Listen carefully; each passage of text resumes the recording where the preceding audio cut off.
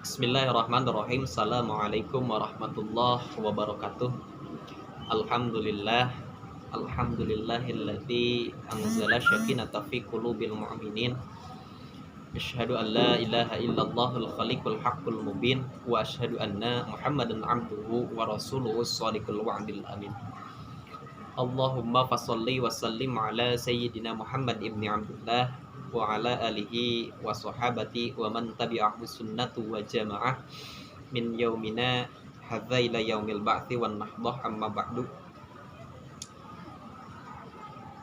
Puji dan syukur marilah kita panjatkan kehadirat Allah yang Maha Ghafur atas berkat rahmat serta sifat rahmannya Allah sehingga kita dapat bersilatul wajhi dalam rangka diklat Ramadan, dalam rangka kegiatan Ramadan melalui platform media sosial YouTube.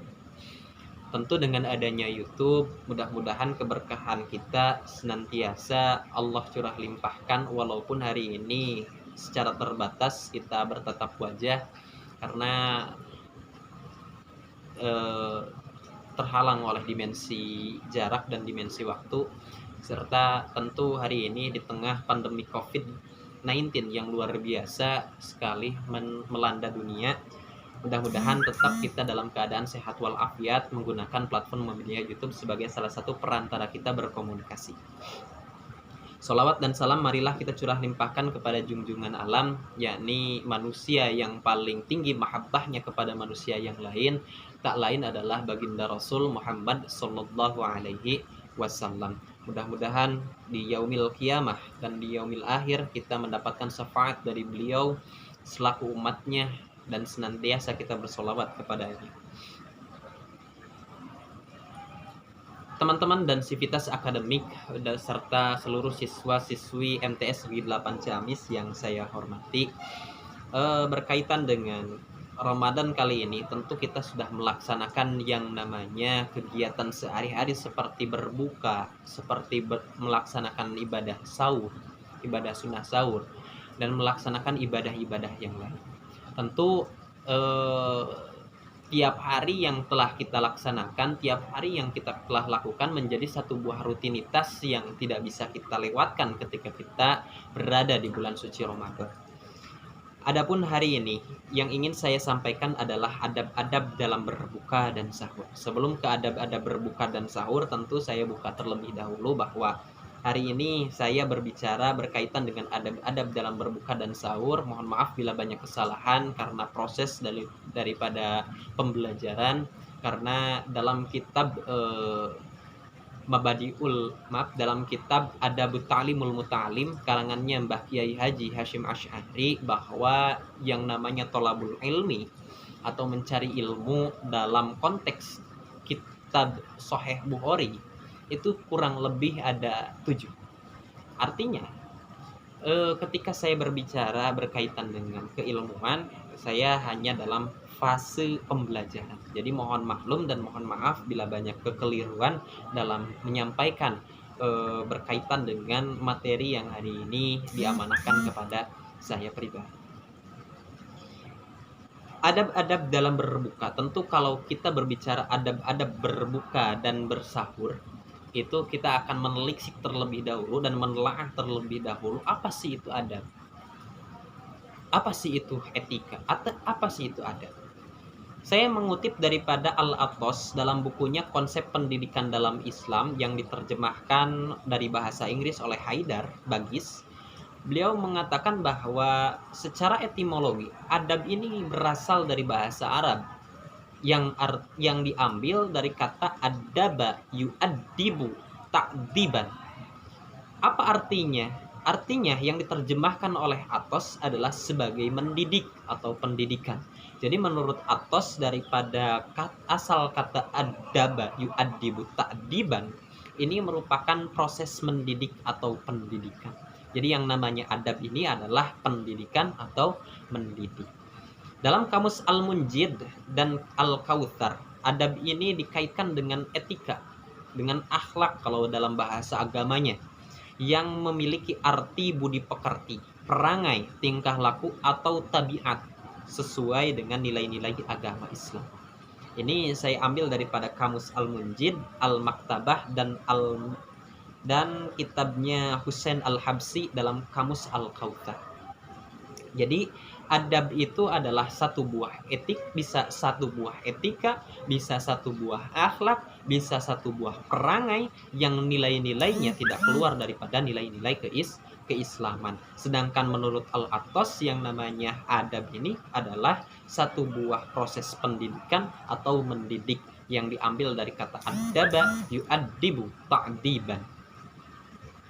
Berkaitan dengan adab juga, sedangkan dalam bahasa Yunani-nya, adab ini disamakan dengan satu buah kata etikos atau etos, yang artinya satu buah kebiasaan, perasaan batin, kecenderungan hati untuk melakukan perbuatan, yang merupakan etikos kemudian berubah menjadi satu buah kata etika.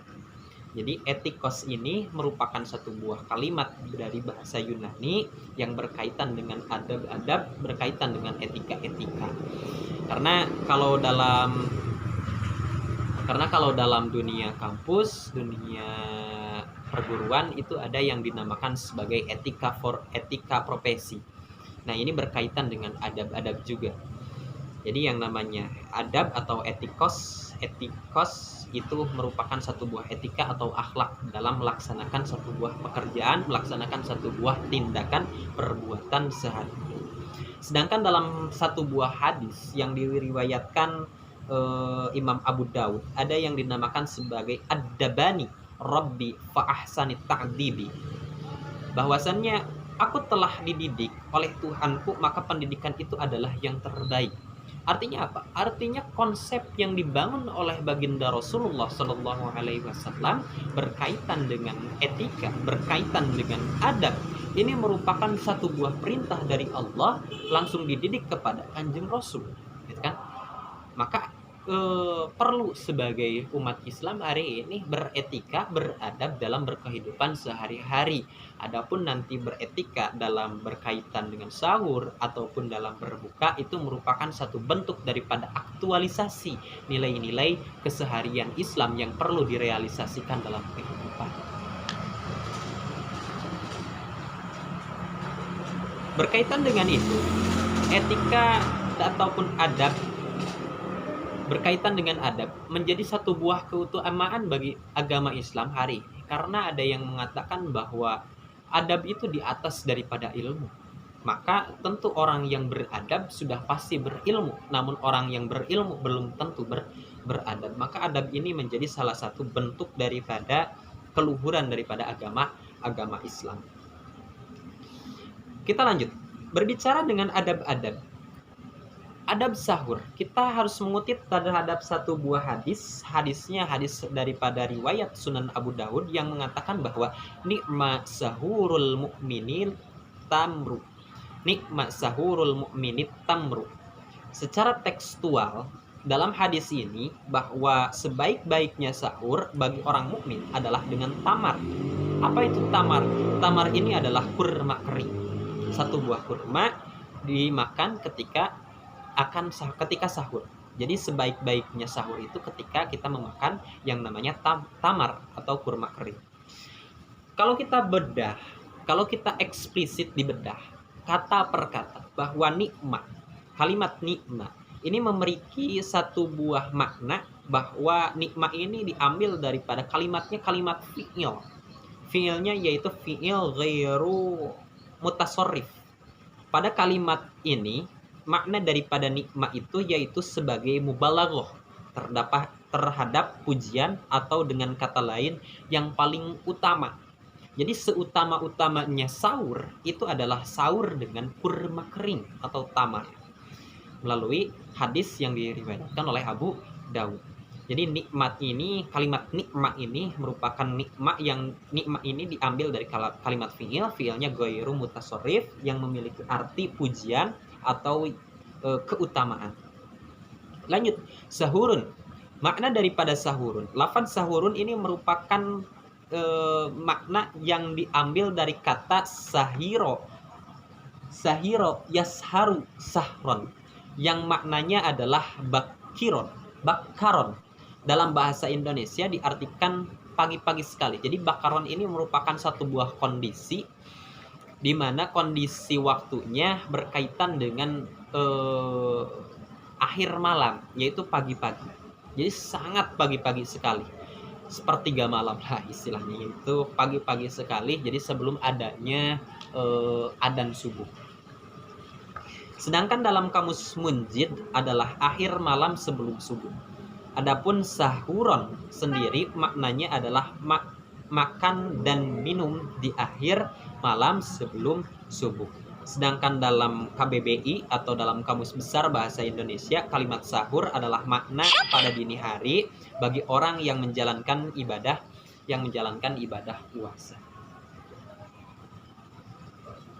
Jadi sudah dapat disimpulkan bahwa apa itu sahur? Sahur itu adalah satu buah proses kegiatan makan dan minum yang dilaksanakan sebelum subuh atau dalam keadaan yang pagi-pagi sekali, yang diambil dari kata bakhar.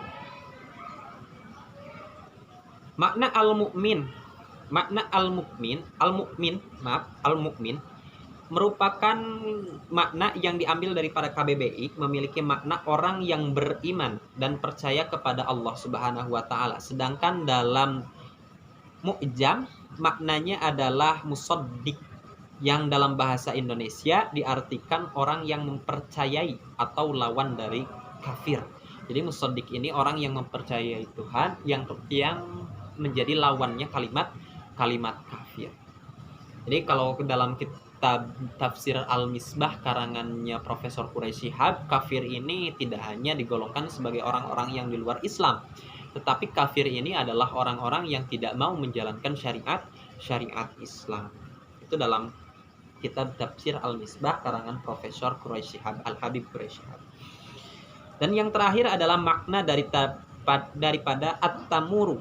Lafaz at-tamuru dalam kamus Al-Munawwir, ini kamus besar bahasa Arab Al-Munawwir, artinya adalah buah kurma. Sedangkan dalam kamus besar bahasa Indonesia adalah nama pohon palem yang buahnya dijadikan semacam manisan. Kurma secara umum merupakan nama buah dari pohon kurma sejak proses awal berbuah sampai matang. Kurma mentah disebut dengan bus, dan kurma matang yang tidak bertahan lama setelah musim pembuahan disebut dengan ruthab. Sedangkan tamar adalah kurma kering yang dapat bertahan sepanjang tahun. Jadi tamar ini adalah kurma kering. At-tamuru. Jadi at-tamuru ini merupakan kurma kering yang sudah dikeringkan, yang bisa bertahan beberapa waktu dekade sehingga bisa dinikmati oleh kalangan kaum muslimin di segala penjuru dunia. Berdasarkan makna perkata yang telah dipaparkan di atas, jadi setelah dibedah kalimat per kalimat berkaitan dengan satu buah hadis yang berbunyi nikma sahurul mukminin tamru, ini bisa disimpulkan bahwa yang paling utama secara umum, bahwa yang paling utama makanan orang mukmin ketika bersahur adalah kurma. Jadi seutama-utamanya makan sahur adalah dengan kurma. Namun secara tersirat, kurma tidak harus dipahami wujudnya saja. Bahkan kurma itu sendiri melainkan makanan yang manis-manis atau makanan bergizi yang dapat memberikan satu buah tenaga bagi orang yang berpuasa di siang harinya.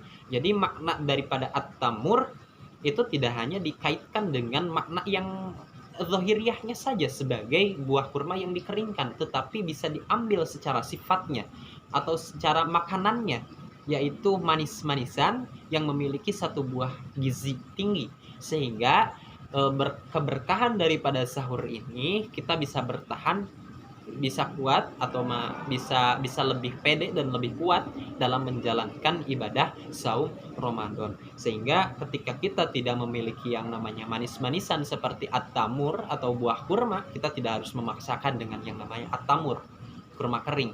Boleh diganti dengan satu buah makanan-makanan yang manis sebagai daya tahan antibodi kita, karena sifat makanan manis-manis itu menambah daya kekuatan dalam tubuh. Sehingga tentu kalian yang ingin makan sahur bisa menggunakan yang namanya makanan-makanan manisan. Sahur fasla ma baina siyamuna wa siyamu ahlul kitabi akaltus sahuron. Hadis di atas menjelaskan tentang perbedaan puasa kita dengan orang ahli kitab terletak pada makan sahur.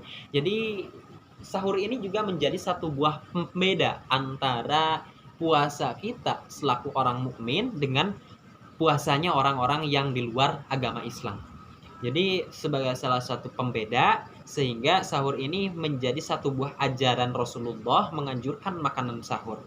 Sangat-sangat menganjurkan sahur. Karena letak keberkahan daripada sahur itu bukan hanya terdapat dalam sepertiga malamnya, tetapi keberkahan sahur itu bisa langsung dirasakan ketika kita sahur, lalu kita berpuasa, maka kita mendapatkan kekuatan daripada makan sahur itu. Nah, itu yang dinamakan sebagai keberkahan makan sahur. Maka paling utama, seutama-utamanya makan sahur adalah dengan yang manis-manis. Dan bagaimana etika dalam bersahur? Utamanya adalah ketika kita makan sahur di akhir waktu.